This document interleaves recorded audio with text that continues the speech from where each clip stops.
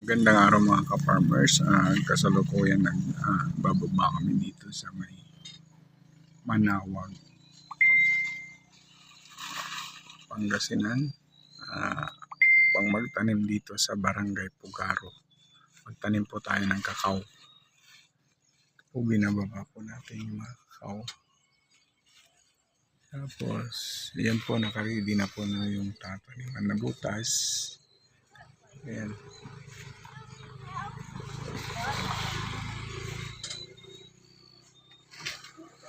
Ayan po yung naunang tinanim na nakarang linggo.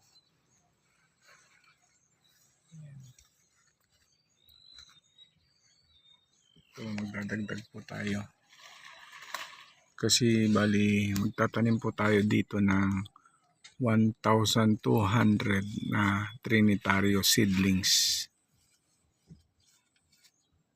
Pag may tanim natin tong 1,200, doon sa baba, doon tayo magtatanim ng Criollo, yung grafted Criollo naman.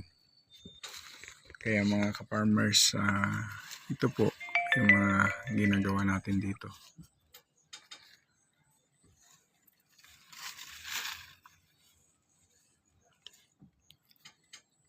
Paki-like and subscribe po ang Kumaan's Farming. Maraming salamat po.